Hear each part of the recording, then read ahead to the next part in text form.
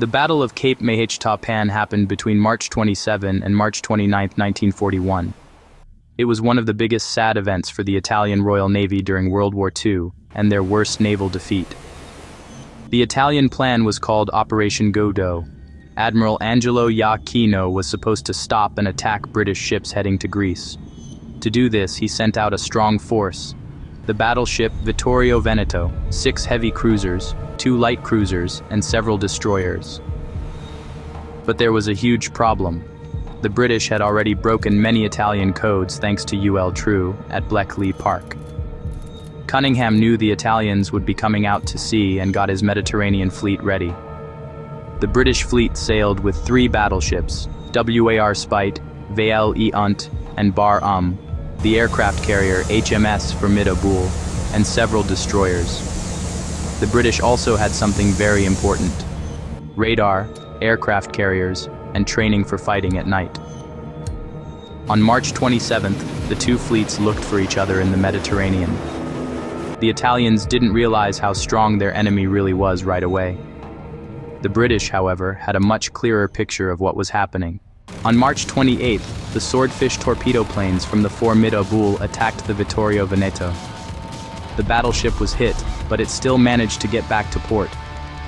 The real disaster happened shortly after, when the cruiser Pola was stopped dead in the water.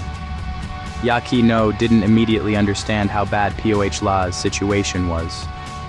To try and help her, he sent the cruisers Zara and Fiume back, along with destroyers. That was the big mistake.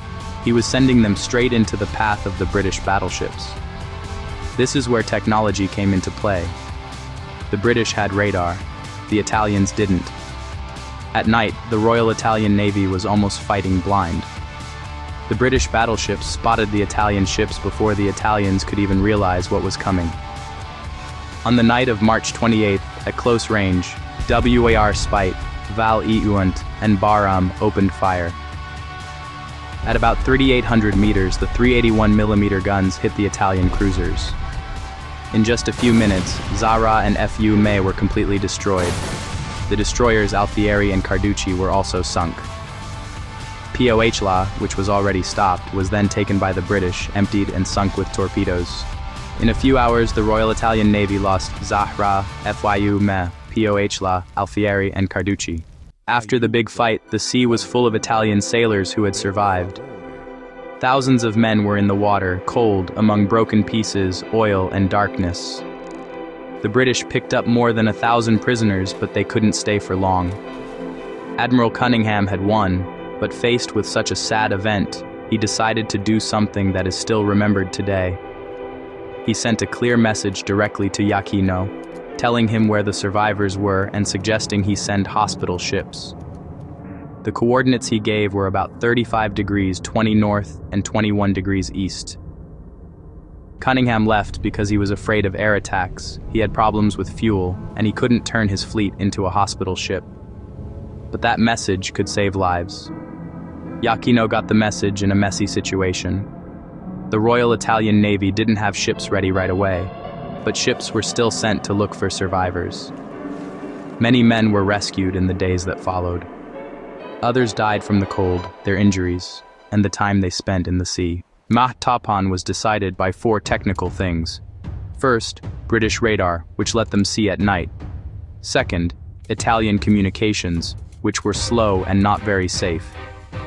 Third, the British aircraft carrier, which gave the British longer eyes and arms. Fourth, the way they fought. The Italians were mostly ready for fighting during the day. The British had trained for night. The final count was very harsh. Italy lost 3 heavy cruisers, Zara, Fiume, and Pola, and 2 destroyers, Alfieri and Carducci. The Vittorio Veneto was damaged but managed to get back. About 2,300 Italians died. The Royal Navy didn't lose any ships. Their losses were very small. 1 Swordfish torpedo plane shot down, and a few men died. The difference was huge. For the Royal Italian Navy, it was a total defeat. The results were enormous. After Matapan, the Royal Italian Navy became much more careful and didn't go out in full force like before. British control in the Mediterranean got stronger, Malta remained a problem for the Axis, and the Italian naval war changed its path. HMS Tapan, along with the attack on Taranto in 1940, left a deep scar. Italian commanders realized that without radar, without planes on ships, and without modern information, naval warfare couldn't be fought the same way anymore. But Cape Matapan wasn't just a story of sunken ships, it was also a story of people. The same Cunningham who destroyed 3 Italian cruisers in a few minutes, the next day gave the coordinates to save the survivors. Cape Matapan teaches a harsh lesson. In 1941, naval warfare had become modern. Those who had radar, aircraft carriers, information, and night training could strike first, better, and harder. For the Royal Italian Navy, that night changed everything.